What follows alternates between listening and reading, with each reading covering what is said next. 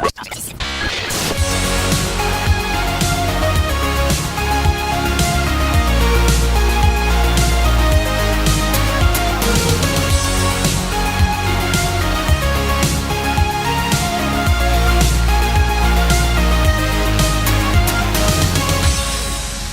everyone, and welcome to the 12th episode of the Tuesday Night Podcast, a podcast about board games, tabletop games, Candyland. No? Oh, I mean, we can talk about Candyland. Sure. Yeah, Candyland. Boo. Done. Move on. My name is SBJ, and around the table today I have Alan. That's me. You can't do the voice you do. I'm sorry. It's me. And we have Sean. That is me. And we are here to talk to you guys about board games and tabletop games and all those other things. We have a 3-segment show for you guys today. We're going to start off with Table Talk, which is what we've recently been playing. And then we're going to talk about our... it's actually a 3-week process. We're going to talk about expensive games, games that are over $40 that you can get your friends and family for Christmas or whatever holiday you celebrate. And then next week will be games between $20 and $40. And then our final week will be stocking stuffers, which will be $20 and under. So this week will be the expensive games that we will talk about and what we recommend you to pick up this holiday season. Mm. And then Alan has a whole bunch of interaction satisfaction stuff that we're going to tackle at the end of the episode. I hope we have time. Yeah. We like doubled our length last week. We did, yeah. I didn't hear any Sean's complaints. life. That's true. I will say, though, if you started listening to it and you didn't finish it, or you listened to it and it was staticky, that was an error on my part. It exported wrong. I did upload a brand new version of that show without any static, so if for any reason you like to listen to reruns of Tuesday Night Podcasts, that is now static-free. Yeah. So my apologies. Let's dive right into things. Let's go right into table talk here. Wait. I'm sorry, SBJ. How was Cyber Monday for you? And my job? Yeah. Did you have your tons job. of cybering? I am extremely exhausted still. Cybered out. I have not caught up with sleep, and I don't know if maybe I'm getting sick or something. I've slept like 8 to 9 hours every night, and I still wake up exhausted. Well, it is our job to revitalize you during this podcast, sir. Get so pumped. I won't say the exact numbers, but on Cyber Monday, with no deals, we sold 4 times as many Two Rooms and a Boom copies as we normally do on Monday, just based on it being Cyber Monday. You should have jacked up the price. That's one way to look at it. Maybe we should jack up the price. I was going the other way, like, man, if we had offered a discount, I wonder how many more we would have sold. I just want people to play our game. That's fair. That's why I don't work for you guys. Because you don't want people to play our game? Double the price. Let's start off with table talk. It's time for a table talk. I have not been playing anything. That's why you're exhausted. That is why That's the I'm end of exhausted. table talk. That's it. Yeah. SBJ's tired. Moving on to the next Moving topic. on. Alan, you've always played something. That's why you're here. Yeah, Alan's I a have. player. Player, don't hate me. So, I played some Two Rooms and a Boom. Better believe that. Played some Pie Face. So, that's a classic Hasbro, or going to be classic Hasbro game. Played Word Blur, Fake Artist Goes to New York, and Salem. Yes, those were my games. And it was cool because I played Salem on our Tuesday night gathering, and it showed up in the mail that afternoon. Cracked it open, threw it on the table, and we got to play it. Is this Pretty different cool. than the game I played with you this summer? Totally different than New Salem. Okay. New Salem is a different social deduction game. Salem is kind of werewolf meets... It's just another entry into the social deduction game. Which one's better, Salem or New Salem? You know what? I would say they're different enough that that's comparing apples to oranges. They both deserve a place in social deduction gaming history. Yeah, inevitably people will compare them because of their Last names. place. But I think they'll also compare them because it's card driven. I would say when it comes to social deduction games, what I'd like to do from now on is rank them on a werewolf to One Night Ultimate Werewolf scale, where werewolf is almost all intuition, intuiting the vibes you get from people, whereas One Night Ultimate Werewolf is very logical, tracing your steps back with some intuition. Maybe the extreme logic is Resistance with the expansion, with the plot cards, where you actually get to look at other people's character cards so you know that they're a spy or not. So that's probably the most logical of the social deduction games. Resistance with plot cards versus regular old werewolf/mafia. I've always hated Resistance with plot cards. It is just, hey, let's call each other a liar because we have to. That's what it is. I think that maybe that's it. It just always gets more heated, even though there's more information available. Yeah, you have perfect information. Oh, I know SBJ's a spy. SBJ, I just saw your card. You're a spy. Now what do you have to do, SBJ? You have two choices. What are they? I either accept that and lose the game for my team, or I call you a liar. And that is the game of the Resistance with interesting. plot cards. Crazy. I like that idea of a spectrum, though, of saying, this is more ferreting out, intuiting, and more logical. I think that's super helpful for social deduction games. Is Secret Hitler going to be the game that replaces Resistance with plot cards for you, Alan? You know what? I haven't played Secret Hitler yet. Of course, I backed it like a crack addict, but I don't know. But I'm going to say automatically yes, because even though I love Travis Worthington, he has a warm place in my heart. If Resistance was wiped off of the face of the earth, I think the planet would be a better place. Speaking of the planet being a better place, did either of you buy $5 worth of nothing from Cards Against Humanity? No. I don't buy Thank God. anything from Max Temkin. Whoa! Here No, we go. I backed Secret Hitler, but Cards Against Humanity rubs me the wrong way in more reasons than just the cards. Fair enough. Well, there goes the rest of the episode. Go on, SBJ. How does it rub you the wrong way? The problem that I Let see me with ask, Cards Against also, Humanity. can you describe what rubbing you the right way is like? Oh, that's for after the podcast. All right. Okay, all right. I'm gonna So hold the you problem I to have that. with Cards Against Humanity, it's a game that's supposed to be funny, but instead people take it as, if I can be the most offensive, then I will be the most funny. I can see what you mean, because some people say there's broken cards. Balls deep in a hog is what some people call a broken card, because it almost always wins. Whereas Apples to Apples, the original Cards Against Humanity, people argue that uses a lot more creativity, that you have to read your judge a lot more. Now, in Cards Against Humanity, you still have to read your judge. For instance, if you just go for the most crude, vulgar thing, that probably won't fly with me, because I'm looking for cleverness. Where Cards Against Humanity does beat Apples to Apples, in my opinion, are in the cards where you have to use multiple cards, because that is genius. And that's where more creativity can come in. But the reason so many people love Apples to Apples and Cards Against Humanity is easy entry, but the humor is in the cards. You don't do anything except play cards. You could be the most introverted person ever and just pop, play a card. Oh, everyone's laughing. I made everyone laugh. That's why people love Cards Against Humanity so much. It's In my also like, well, while it is a game, it's not really a game, because who is playing Cards Against Humanity to win? Me. World Here's what- Championship three-peat, bro. Here's what I'm planning on doing with our newsletter. So if you sign up for our Tuesday night newsletter, we will send it out once a year, maybe twice a year. Depends. Usually when probably. we have like a big thing to announce, like we've got a Kickstarter coming up, or we're selling in a country we haven't sold in before, that kind of thing. Yeah. And we never want to make people feel like we're spamming them or just giving them advertisements. So I always like to put in a free print and play game or something.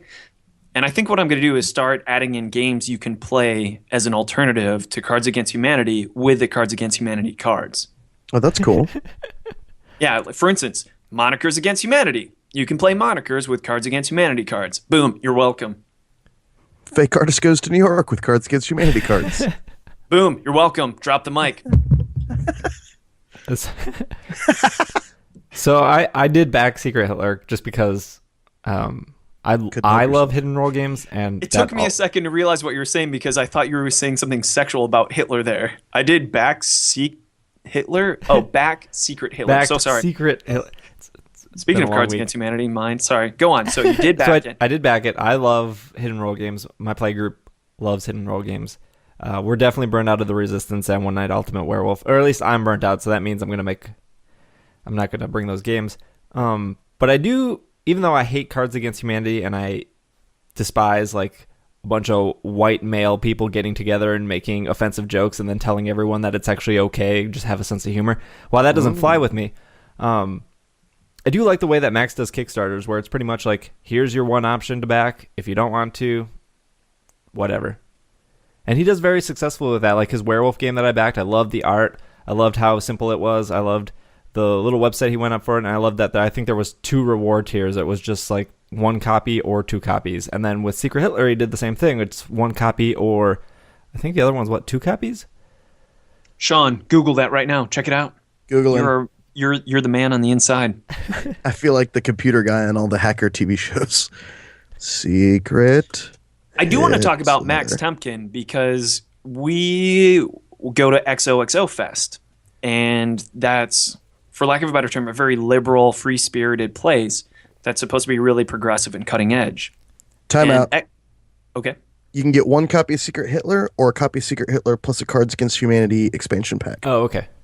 See, and I think the way he does that is like super clever. Like pretty much 1 option, and then if you're a hardcore Cards Against Humanity person, you're obviously going to get the second option. But I don't feel like, as somebody who doesn't like Cards Against Humanity, it's like, oh, I can't get that because 1, it's ridiculously expensive and I can't afford it, or like 2, like I'm not sure how that's going to pan out. Those 2 options are very clear, and he does that consistently throughout all his Kickstarters. Whereas if you see a lot of other board game Kickstarters, they have like 30 different options, and you're like, do I want a T-shirt, or like why is the T-shirt $30 more for the? It's just, Kickstarter should be simple. I think a lot of people are falling in line with that, and I believe Sean and I are going to fall in line with that when we do our next Kickstarter of World Championship Russian Roulette. So we're going to just keeping it simple. Yeah. We're just going to narrow it down to 8 possible options. We're not going to have 15. Mm-hmm. Yep.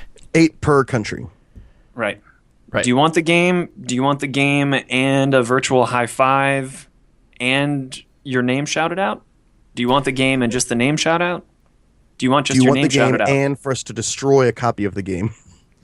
We can give you a copy of the game that we've slapped across the room a couple of times just so you can say your game's been around a little bit more. That's a good option. Anyway, Alan, I interrupted you. What were you saying? Max Temkin. So we go to XOXO. XOXO Fest, and he was uninvited at XOXO Fest. They asked him not to come anymore because of I'm just going to say it, the rape accusation. I know that's a really horrible topic to bring up. We're getting serious here. I feel like this is my fault now because I brought him up. Well, yeah, I would say it is your fault. It is your fault. Fair. You brought up, like, I don't want to support that and the white male standing around. And I totally feel that. And I totally agree with that. However, I will say Max has taken steps to try to rectify that situation. Sean, tell him about the punching down versus punching up. Now I'm in this. Sucked you in. I don't want to be alone. You got to have my back, bro. Can I tell you? I'll give Sean a minute here.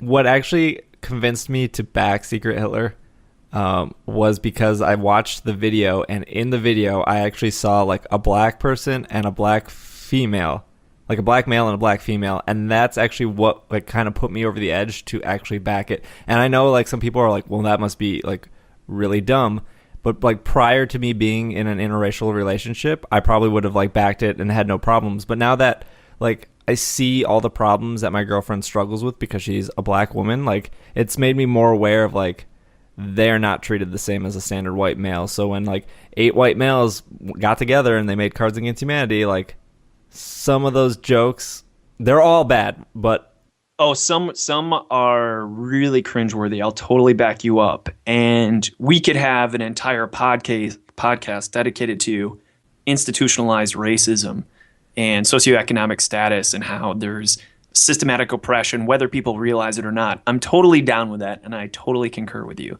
So I'm not going to give you a hard time, criticize, or even be surprised that you had that experience. I want to validate that, brother. But I'm glad that you told me that Max is working on improving that, because I think he's a super creative person. Yeah, It's to weird be that you fair, single out Max.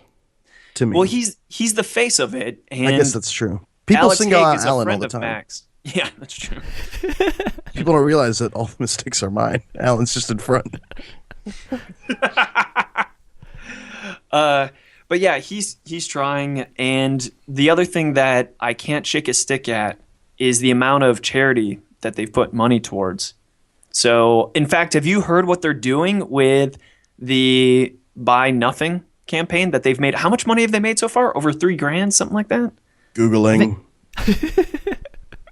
So just for our listeners, if you don't know, what you can do right now is you can go to the Cards Against Humanity site. And last year they sold shit, and you could buy it, and they sent you a piece of cow shit. But they made so much money doing that. But they donate the profits to charity. One time it was Wikipedia, which I'm not sure how charitable it is, but I may be ignorant on that. But still, they donated an insane amount of money. And this year, they're selling nothing. And they're asking their employees to donate it, but if you don't donate it, that's okay. You just have to tell the world what you're using the money for. And you're going to hate this, SBJ, because one of the employees listed, and if I remember correctly, one of the things they bought was like a $2,000 artificial phallus, which is just a family-friendly way of saying, Dildo. thank you, Sean. Yes. Yeah, they made $71,000, and it looks like they split it up between the employees, and they bought, one guy bought $50 in $1 bills, somebody donated charity, somebody bought Lord of the Rings motion picture Blu-ray. Scrolling to the bottom, somebody bought a two-handed greatsword. So I don't know, I guess they just split the profits. Yeah. They have Ridiculous. given nearly $4 million to charity. But not from this one.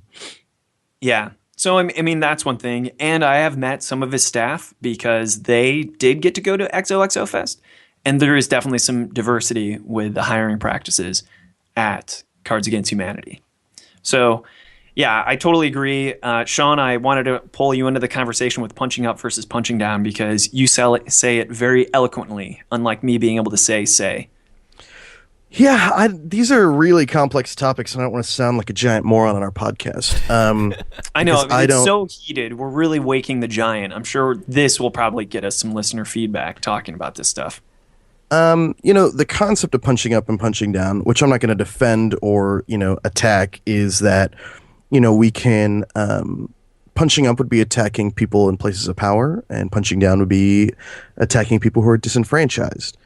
I have weirdly bad opinions about that entire sort of system, not Cards Against Humanity, but the idea that like it's okay to make fun of people who are in power and it's not okay to make fun of people who are victims.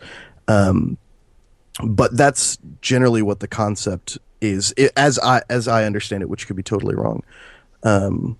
Yeah, SBJ and I talked about this in an episode that you weren't in, and we talked about bathroom humor. You remember this, SBJ? I do. And my argument is I find bathroom humor hilarious. Talking about sexual humor, that's hilarious. Because I don't think that's punching up or down.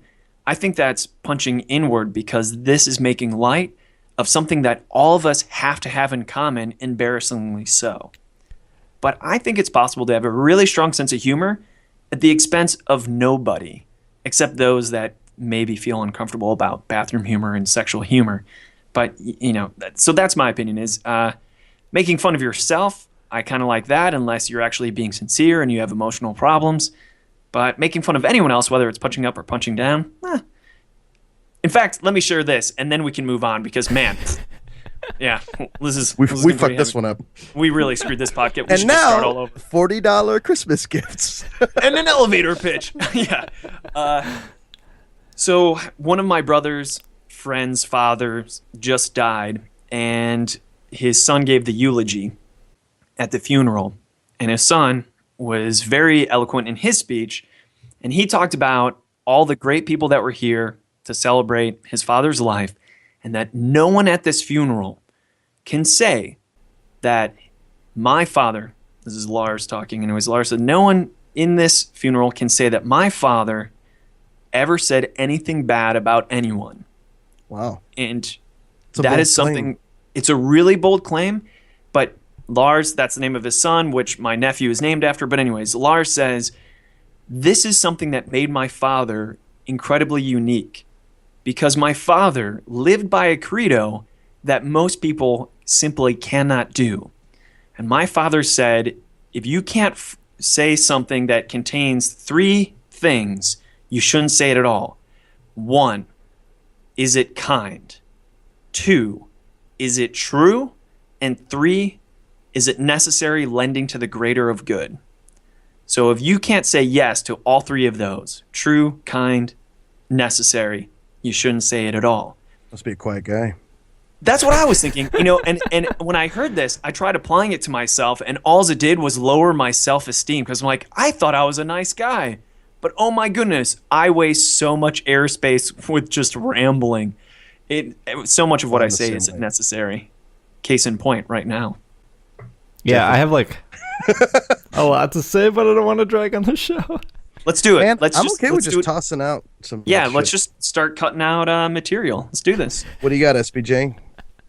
I mean, I was just going to say that like I've always, especially since being in a relationship with Irene, like working to be a better person because I don't think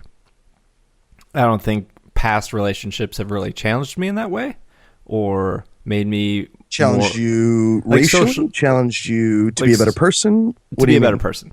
Mm.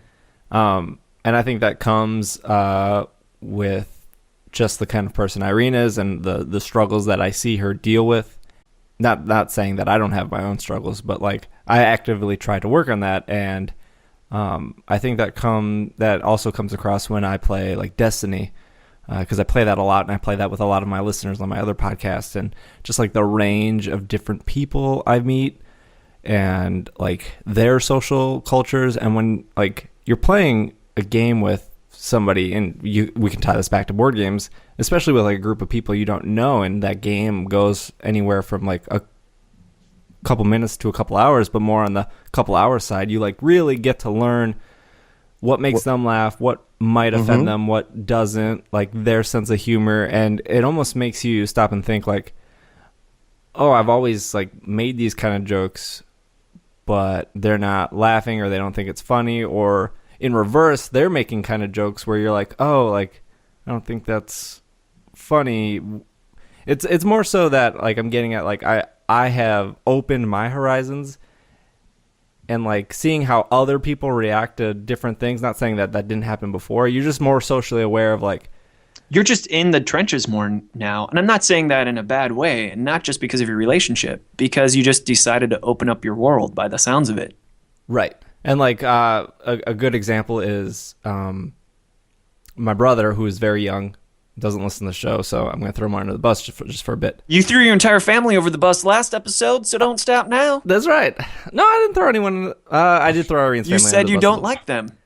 Oh, my family? Yeah, I don't like them.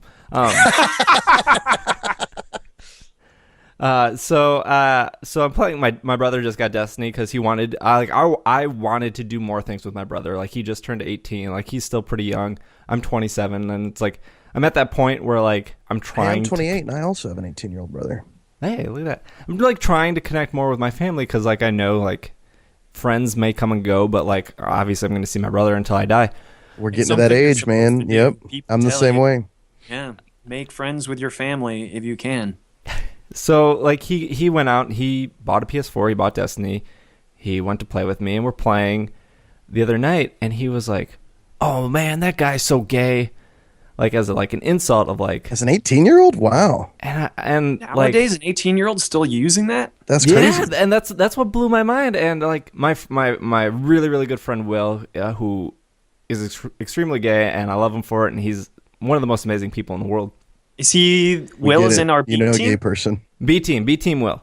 Who who knows how to say bagel as well as Logan knows how to say bagel, but you being from Wisconsin, how do you Bagel? say? Oh, you picked up on that too? Yeah, I say bagel really weird. I don't know how anyone doesn't pick up on it. I was How amazed often are you guys talking about bagel on this podcast? They had a Bagels whole are real episode good. about bagels, and they Oh, didn't fair even enough. mention how SBJ talked about it. Yeah, you got to listen to the other podcast, Sean. Anyways, keep on going, Bagel. Uh, but he said it a couple times before, like, and I didn't want to call him out because there was a bunch of people in party. But I texted him and I was like, "Man, we don't live in the '90s anymore. Like, you have to be more socially aware that you can't. Like, gay is not an insult; it's somebody's sexual preference. And if like Will was here right now, one, he'd be super offended, and two, like he would instantly call you out and like socially embarrass you in front of everyone because it is really insulting." How did he respond to that? He just said okay, like, but like, he got like a lot quieter in the chat, and he didn't end up saying it again. But there are a couple other words that I heard him kind of say. Like what? He when he got shot, he was like, "Oh, this guy just raped me," and I was like, I used to be guilty of both those things back in the day. "Oh, but absolutely." And I will be the first to say, when I was 14, like those words left my mouth. Oh, I've I- said more I've rancid stopped shit saying- than both of you combined easily. And Easily. maybe still remain to do some a little bit, Sean. I gave up saying absolutely. gay a long time ago. Rape was actually just like 3-4 years ago, and it was quite a reality check for me. I was like, oh my goodness, I thought everyone just knew that I was such a strong rape victim advocate, and I would only say those comments in very safe places. But even someone who I thought was my really close friend said, I hate you basically because you say that. I'm like, whoa, I thought we were friends. Not when you say that. That was a tough time for me and Alan That was a tough time. when I told him that. I don't know if you're joking. I'm joking. It wasn't wasn't Sean. me. It was No. not Sean. No. No. But it's weird because I want to like let him into like what I do in my world, and it's just like oh, you're so far behind me in the social aspect of things, which is a really important thing when you're an adult. I almost think I'm going to criticize you a little bit here because we're getting to know each other, and that's what I do. I'm trying to see myself, and I'm sure I do the same things too. But I'm wondering, like, your brother probably doesn't have any gay friends, and your brother probably doesn't know anybody who's been sexually abused. You know what I mean? And that, like, Or at least doesn't know he knows. right? Yeah, I'm Right. sure he does actually know somebody who has. I mean, it's a solid 10% no matter where you go for homosexuality and sexual abuse. The numbers are pretty scary there too. But I think I see that I think I see that in both my younger brother and my younger sister. They say and do a lot of things that, because I know my parents, I know they rarely get out of the house. They like still watch like Channel 4 local news. Like they don't. I guess my only real point is like, you don't want to teach kids to speak in like a coded language. Like, don't say that, that's a bad word. Don't say that, that's a bad word. To a certain extent. I mean, I don't know. I'm shooting in the dark here. As I can probably back you up. You want me to help you out, Sean? much as like, they need to like meet some new people. They need to read some new books, man. You know what I mean? Like, it's not just about reforming the sort of things people use. I think in a world where we had better equality, the amount of shit we'd be allowed to say would be, significantly widened. But the gap is so huge, it's not necessarily. Anyway, I don't want to knock. I think what you did was a good thing. I was just thinking, like, man, if his horizon is really that small, like, yeah, it's helpful to like make him more sophisticated to where you could take him out in public and not be worried about the kind of shit he's going to say. But I'm wondering if at his core is if he's really going to understand that kind of stuff until he actually meets and engages with people that he doesn't really know. Does that make sense? Yeah, no, totally. And I think that's a super good perspective. I apologize. Probably will want to edit out what I'm about to say because I lost Sean for a bit there. There was a whole dead air. I'm not sure. Did you hear that too, SBJ? Or was Yeah, there it nothing? was a second. Oh, yeah, wow. because I actually jumped in and I don't think you heard me. I said, well, I can help you out because I heard I this. did hear that, but I Yeah. didn't know that there was a problem. I was just like, cut out. no, I'm All fine. right. I'm still talking. So let's be silent for a second to give SBJ that cue that we may want to cut this out because I'm going to chime back in. All right. So I think one of the things to understand, or at least what I try to tell my class, is very Carl Rogerian. Carl Rogers, guy that says you should give unconditional positive regard. And to back up what both of you are saying, and not in any attempt to shame anybody, is Carl Rogers says unconditional positive regard. And I'll simplify it to easier terms and then bring this back to games.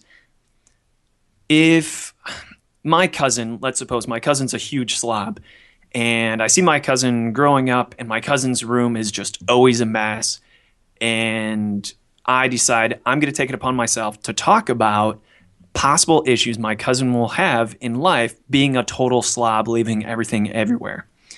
And the conversation, I don't want it to go as I judge them and say, you're a slob, you need to do this, your life's falling apart. But instead say, hey, you know what? You can be a slob for the rest of your life, and I want you to know that I will still love you no matter what. Like, that's great. And in truth, I don't really judge you for it. If you are happier because you're a slob, that's fine. But what you need to realize is that some people will come around and they will judge you for it. And if you're not comfortable with people judging you for your mess, then you may want to start adapting it, or you may want to start looking at a bigger picture of how your mess may affect other people. Now, this could apply for bigger things, but the comfortable thing about being a slob in your own home is that's in your own home. When you leave your home and you go out into the world, if you're a mess around everyone else and your mess starts interfering with their mess, then they have a greater right to almost try to make you feel ashamed because now you're putting your lifestyle onto them. So just be aware of this. I love you no matter what, but Godspeed, good luck, and hope you know that you always got a good place of non-judgment here, but that won't be everywhere.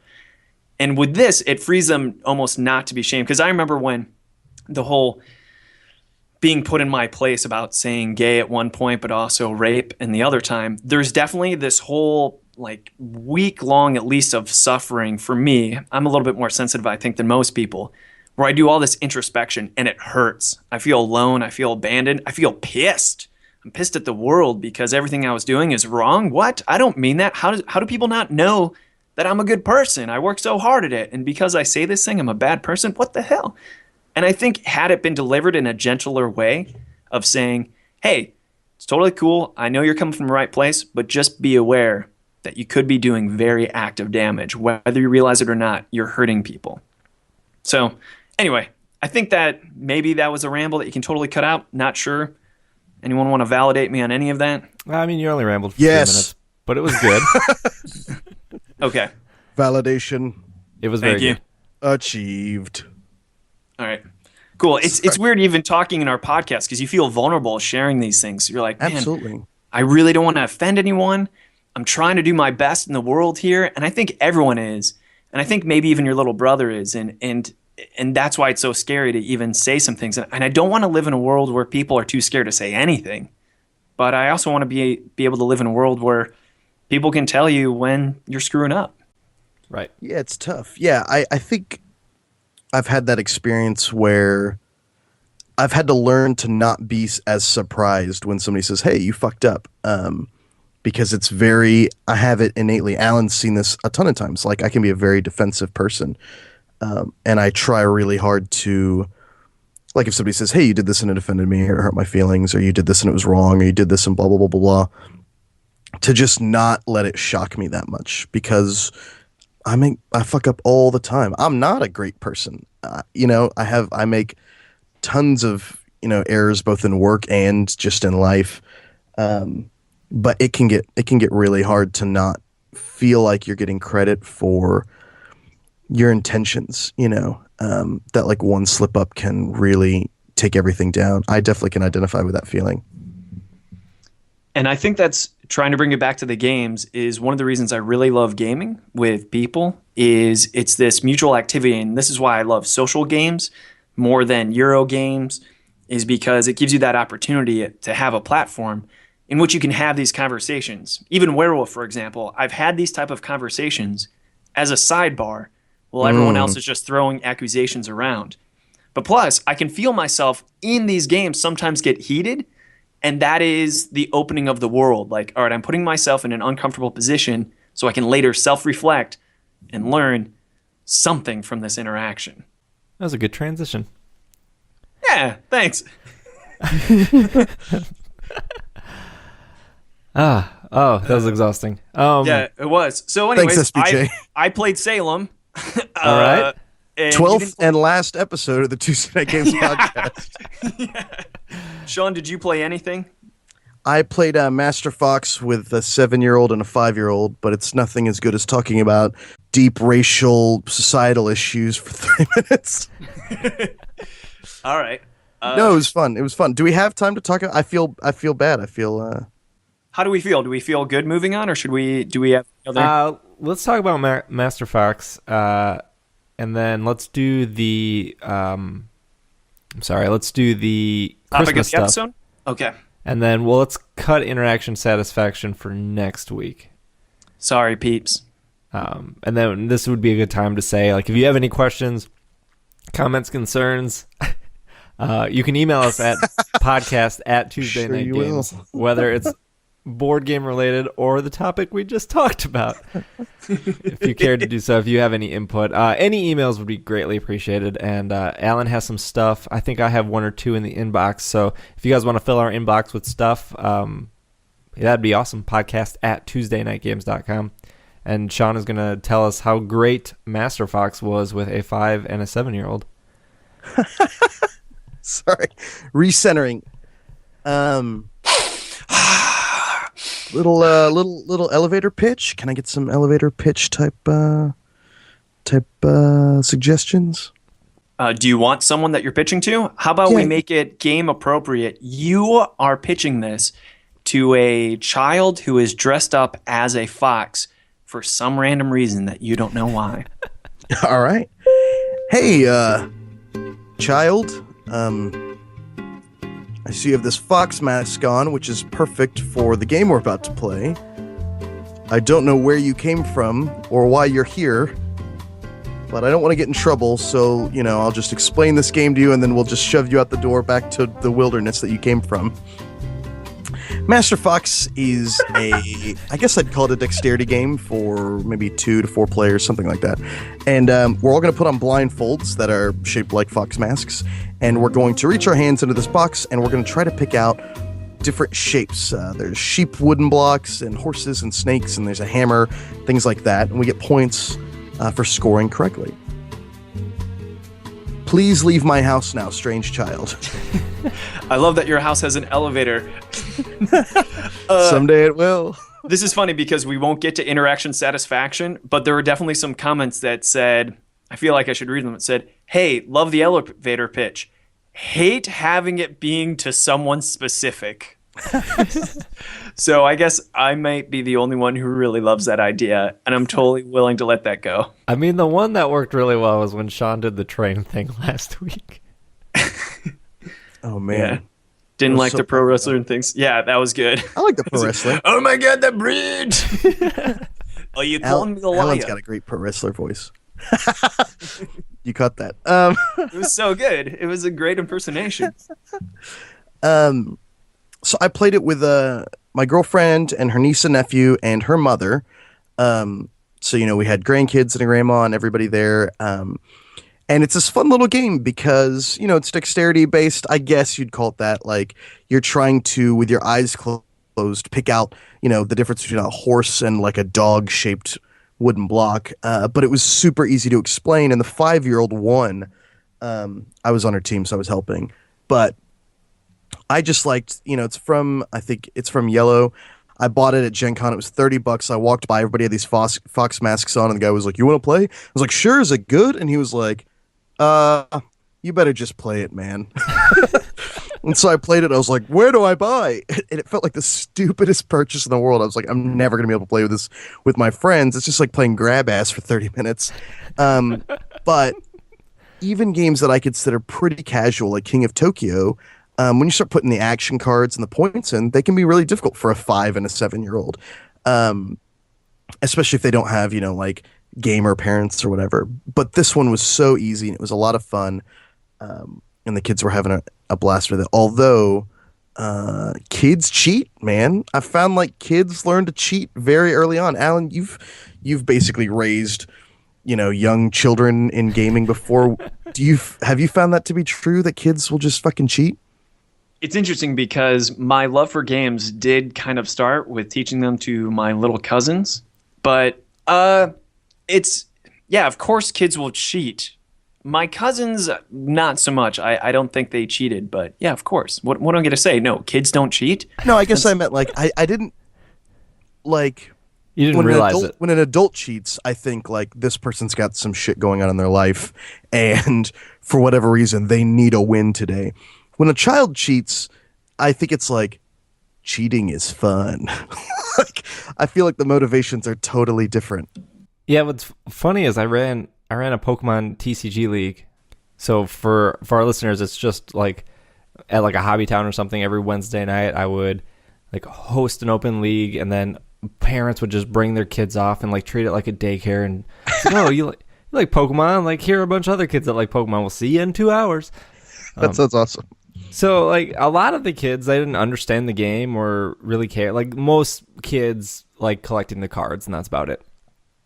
But you have the ones that are extremely interested in learning and wanting to learn, and kids like to win. And I think that's the biggest thing is kids like to win. So I could not believe the age range from like 5 to 13, and they were all cheaters, all of them. So you know what I'm talking about. They cheat like fucking Do any of crazy. the three of us have kids that we know of? Not that I know of. Not that I know of. No, I have SBJ? not produced any. You cute guys have kids that I know about that you don't know about. Yeah, but that wasn't the question. Come on. Right. We're already low on time. Here's what I want you to do, Sean. I want you to play What's in Ned's Head and tell me which is better, because I freaking love that game, and that's impossible same for type kids of to game? cheat in. Yeah, it's amazing, and it's by some random company called Fundex. But it's just 2 to 4 players. You have a deck of cards. Everyone draws a card, and you keep it to yourself, and then you go, and everyone reaches into this giant stuffed head that's cloth and it's soft. You can reach into his ears, into his nostrils, and there's all these items in there, and you're feeling around. And the fun thing is you're feeling the other people's hands as they're in there at the same time, and then you have to pull out the object. And the cool thing is that adults aren't necessarily better at it than kids, because it's totally a dexterity racing game, and you're That's mashing awesome. things around. And a lot of times what happens is the adults will start pulling each other's hand and being mean to each other, because of course they won't do that to the kid, because the kid will freak out. But yeah, and then as soon as you pull it out, you flip over your card. Got it. So yeah, I want to I'll see what you definitely think. pick that game up. I'm gonna pick that up, and I'm gonna pick up Loop and Chewy, Yeah. I have the and then best. Pandemic Legacy. Here's my Chewbacca impersonation. I've been told it's the best. Ah, ah, ah. You're welcome. That's pretty good. Thank you. Excuse me, Sam. Do you have the time? Yeah. It's topic time. Let's talk about Christmas games, holiday Time for games. the topic of the episode. Yeah. Topic of the episode. Topic of the episode. So, like I said earlier, before the depression part of our episode, we're gonna do more expensive games this week, not so expensive games next week, and then cheap stocking stuffers for our final week. We all picked a handful of games. I don't I've know got if- 3. And because we're not miniatures players, we're defining expensive as over $40. Right. Like we're not going to be talking about Kingdom Death or what's the other Actually- Super Dungeon Explorer? Yeah. I have one on my list that's going on Amazon for $900. So Wow. So, original price over $40. You probably will find these games cheaper on Amazon or on websites, but since we're approaching the holiday season, we don't know when you're listening to this. You might end up going into a board game store, and so you're probably going to pay the price the original price of the game if you're doing that. So just keep that in mind. how many games do you have, SBJ? I have 3. How many do you have, Sean?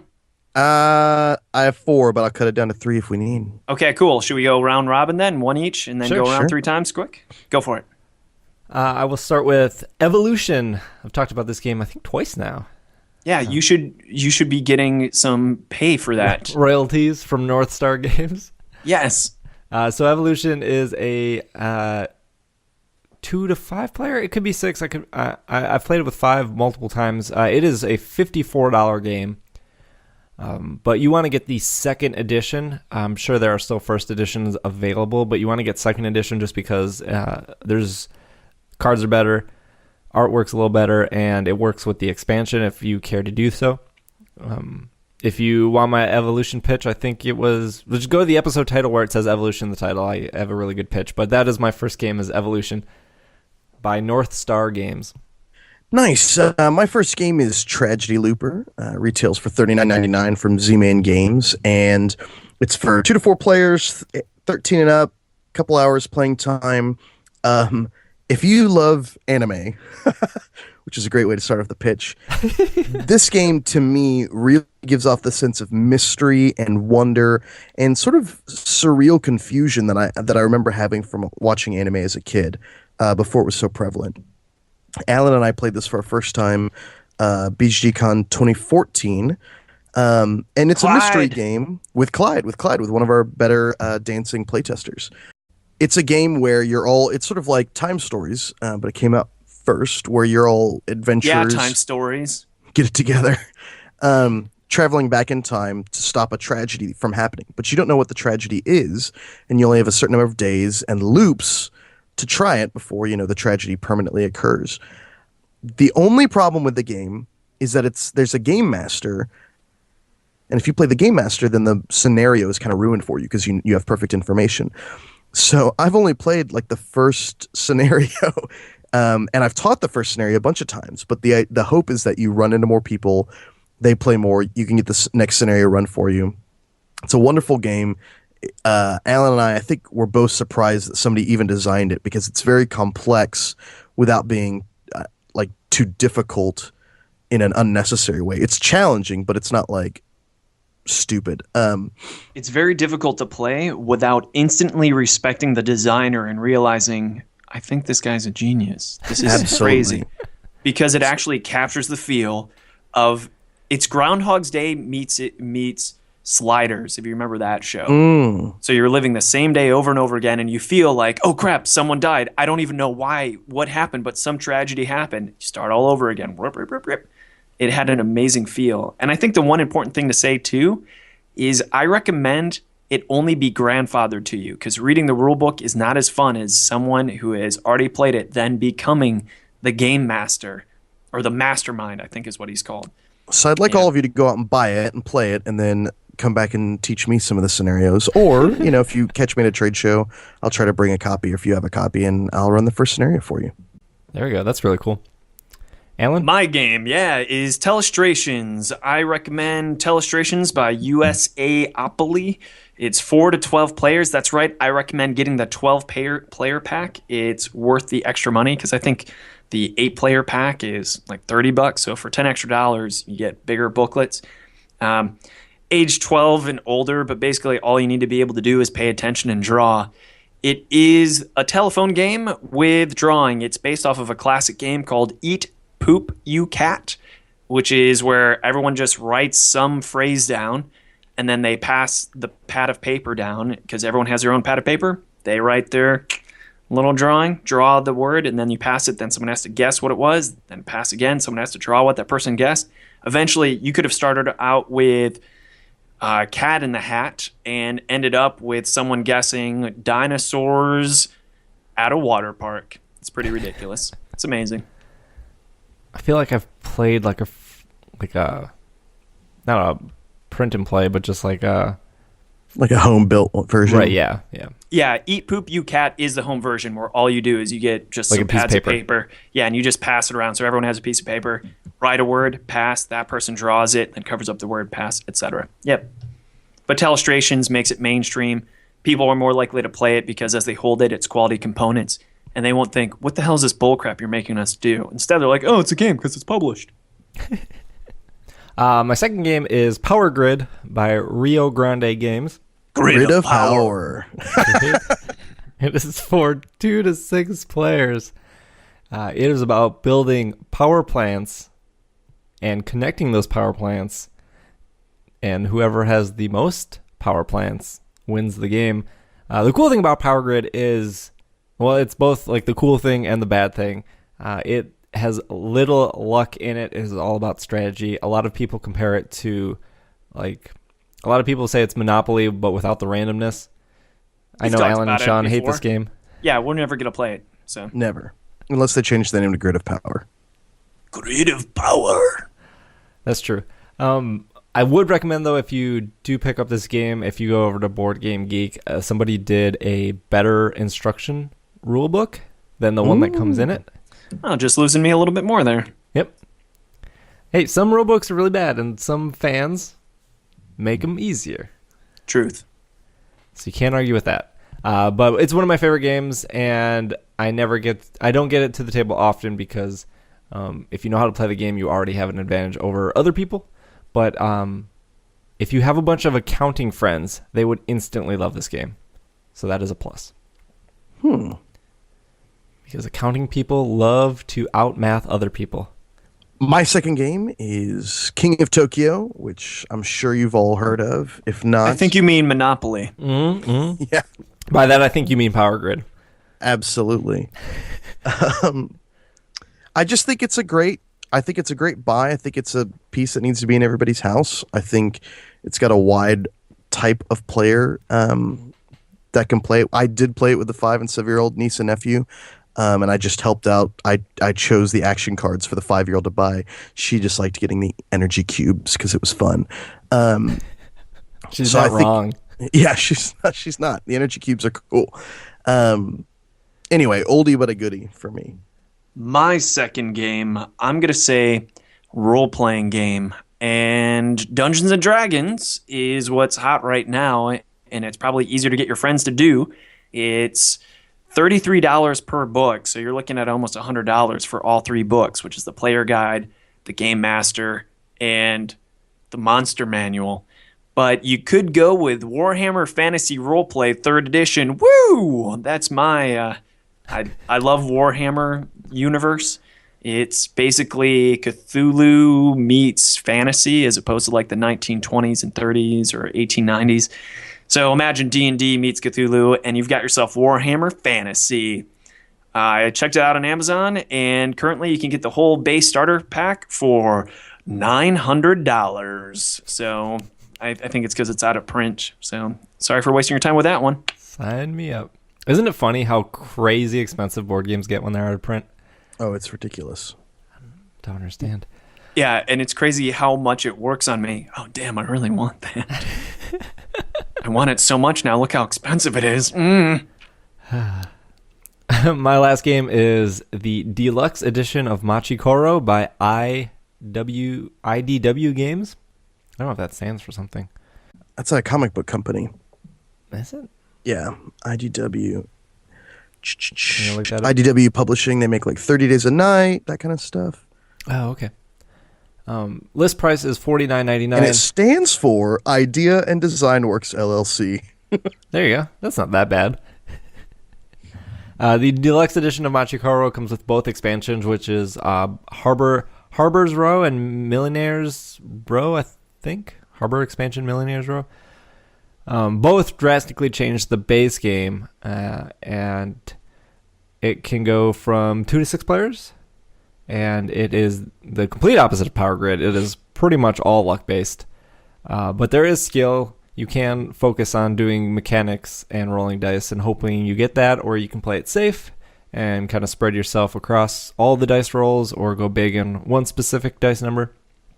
If you like rolling dice and if you like gambling, that's kind of the feel I get. That's kind of the feel I get from it. It's very, very risk reward.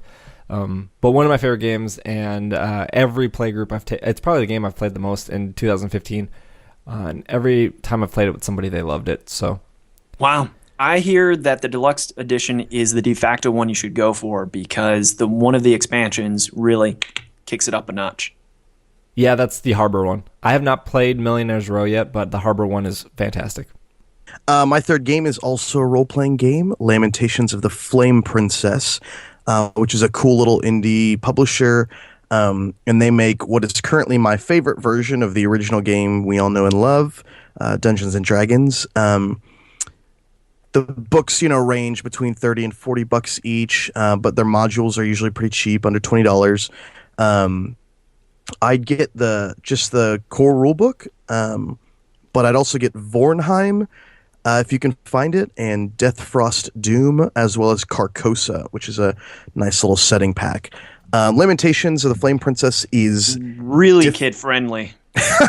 It's difficult, it's bloody, it's deadly. Some people say too deadly, which I love, because the selling point for almost all role-playing games is you just do whatever you want. It can fit any system, it can fit any setting.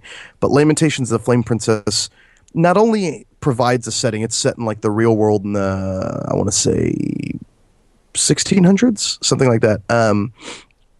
It also has its own ethic of the way the game should be played and what made D&D fun to begin with. And while you may agree or disagree with it, I like that it at least puts you down a path. It says this is going to be deadly, you're probably not going to survive, and those of you who do survive will spend all the gold you acquired, building a house or buying weapons and things like that.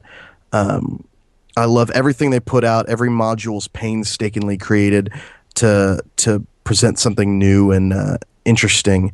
They're not just churning out modules. It's just one guy and then the writers and artists he works with. So anyway, can't sing its praises enough. Lamentations of the Flame Princess. Lots of naked ladies in that book. Lots of naked ladies. My last game is Escape, The Curse of the Temple. Why? Because it's a cooperative game by Queen Games. It plays 2 to 4 players, but if you get the expansion, then it plays 5 players. I recommend you just get the big box edition for $70 because it has all the expansions in it right then and there. And it's a time game. I believe it's 15 minutes. It comes with a CD or you download the music soundtrack. And it is a dice game as well. So if you like rolling dice and you like cooperative games, you're going to love Escape, The Curse of the Temple. I think it probably is my favorite cooperative game, besides, of course, role-playing games. But this is a tabletop games, not role-playing games. I would say favorite cooperative game. Yes, even beating Forbidden Island. Yes, even beating Pandemic. I think it's incredible, and it's stressful. Rolling dice, everyone at the same time. And What puts it over the top for you over the other well-beloved co-op games? Very easy to teach. It's very easy to teach, and it's quick, which I love, and it's impossible to quarterback. And by quarterbacking, for those that are uninitiated, we mean it's impossible for one person to tell you exactly how to play the game, because everyone has their own 5 dice that they have to keep on rolling, and it tells them that how they can move from place to place, but also you have to work together. It is an amazing exercise. I think they need to give this game to Navy SEAL training camps, because it's all about making sure there's as little noise pollution as possible, and when you talk, it can only be in very confirmative, affirmative, and direct language. I am going here. I need someone here now. You have no room to be like, I'm not sure. Should I do this? The weather is kind of crappy, don't you think? There's no time for any of that. No time to talk about Max Temkin. No time to make yourself feel awkward. You just gotta do it. That game makes you realize how short 10 minutes actually is in life.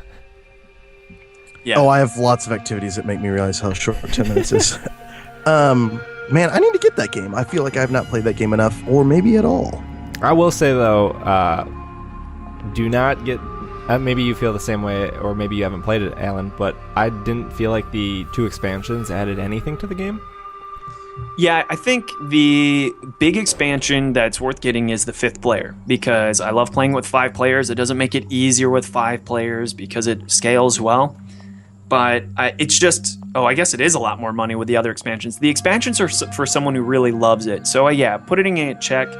$42, I found it, is just the basic one, and you can get away with that. But if you get really good at it with your group and your group really falls in love, you're going to want the extra challenge. And what the expansions do is they just really throw kinks in the way. The basic premise is you're all trying to escape a temple, but in order to do that, you have to collect enough gems. And halfway through the game, you all have to come back to the start. Otherwise, you permanently lose a die. But one of the expansions is like the Illusion Pack, which is where rooms will disappear permanently at the halfway mark. So it totally changes the map. So what you thought would be an efficient way to get to the exit once you reveal the exit, no longer an option, mister. I do feel, though, with the illusions, you almost need like a moderator to help control. Oh yeah, you definitely have to work your way up. If you just started a new group of players with all the expansions, they'd hate the game. You really have to start as vanilla as possible, and only when you're really good at the basic game, then add on expansions, if required. So, good point. Start at the basic game, then if you love it, buy the expansions. But if you really think you're going to play it a lot, $70. Those are good choices. Cool. Well, we have hit the hour mark for this 30-minute show. Damn it! So close. We're getting there. As in making every episode longer and longer. But that's fine, I think, because we're still leaving the episodes with more to talk about than we originally had on the table. So yeah, not the end of the world. And if you guys like it, then it's a win-win. Except for me when I have to edit it. I really apologize. I have a surprise for next time, and I did get some good feedback and some questions, and I want you to know that we will get those questions next time, I promise, because I feel bad for everyone who did write to me. And can I do one quick shameless plug for a fellow friend? All right, so Jeremiah Isley is a cool dude. He is one of two guys that runs theologyofgames.com, and they're doing a 12 Days of Christmas contest. So if you check out theologyofgames.com and you log on in, they're giving away a game every day, basically. So 12 Days of Christmas, free games. Check it out. He's a local guy. He's awesome. He talks about us all the time on his podcast. So, As always, I have to mention my friend Don Stroud. Otherwise, he won't listen to the podcast. Yep. Is it worth asshole. it, though? It's probably not. At this point, it's just a running joke in my head. Yeah, we should start doing the Matt Damon thing. We're like, Don, do you have any? Oh, we don't have time, Don. Sorry, Don. Alan, where can our listeners find you? I accept anyone's friend requests on Facebook because I'm horribly lonely. And I'm also on Twitter at Alan Girding, ALANGER, ding, DING. Awesome. Sean? I live in an alley behind the 7-Eleven in South Dallas. Now, you can get a hold of me on Twitter at SEAN, Sean, MCCOY, McCoy. Awesome. You can follow me on Twitter as at DraggingALake. Otherwise, thank you so much for sticking with us and listening to this episode, and we will be back next week with some more games that you can get your family members and friends for Christmas or whatever other holiday you celebrate, or just for fun. Maybe it's their birthday. And a surprise. And a surprise. Alan has a surprise, apparently. Ooh. But otherwise, we are finished! Yeah! Good podcast, guys.